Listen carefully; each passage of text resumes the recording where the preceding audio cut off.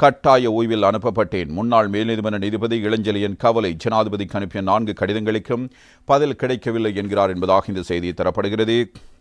மேல்முறையீட்டு நீதிமன்றங்களில் இவ்வாண்டு ஜனவரியில் 4 வெற்றிடங்கள் நிலவிய சந்தர்ப்பத்தில் நான் சிரேஷ்ட மேல் நீதிமன்ற நீதிபதியாக இருந்தேன். ஆனால் எனக்கு பதவி உயர்வு வழங்கப்படவில்லை. இதுகுறித்து ஜனாதிபதி அனுரகுமார் ஜனநாயக்கு 4 கடிதங்கள் அனுப்பப்பட்ட போதிலும் அவற்றுக்கு பதில் கிடைக்கவில்லை. உரிமைக்கான எனது கோரிக்கை மறுக்கப்பட்டு விட்டது என முன்னாள் மேல் நீதிமன்ற நீதிபதி மாணிக்கவாசகர் இளஞ்செழியன் இவ்வாறு தெரிவித்திருக்கிறார் என்பதுவே இந்த செய்தியாக அமைகிறது.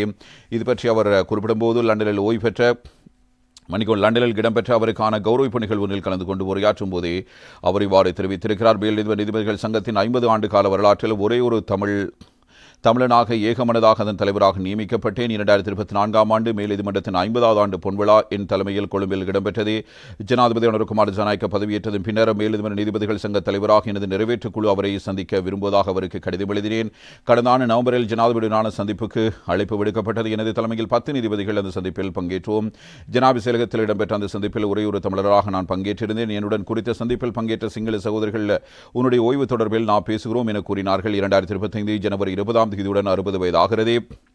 ஒட்டுமொத்தமாக உள்ள 90 நீதிபதிகளில் முதலாவதாக நீதிபதி இளஞ்செழியன் காணப்படுகிறார் என கூறி வருட இறுதி விடுமுறை என்பதால் எனது நியமனத்தை நினைவுபடுத்துவதாக ஜனாதிபதியிடம் கூறினார்கள். அன்று ஜனாதிபதியினுடன் இன்று புகைப்படம் ஒன்றை எடுத்துக் கொண்டார். இன்றும் அந்த புகைப்படம் என் வசம் இருக்கிறது. மகிழ்ச்சியோடு அன்று எம்முடன் உரையாடினார்.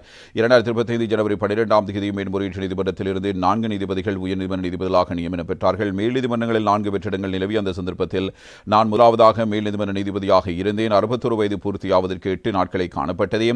61 வயது நிறைவடைவதற்குள்ள பதவி உயர்வு வழங்கப்பட வேண்டும் என்பதே சட்டமாகும். ஜனவரி 13ஆம் தேதி ஜனாதிபதி அனுரகுமார் ஜனநாயக்க சீனா சென்று 18ஆம் தேதி சனிக்கிழமை நாடு திரும்பினார். 19ஆம் தேதி ஞாயிற்றுக்கிழமை 20ஆம் தேதி நான் நீதிமன்றத்தை விட்டு வெளியேறினேன்.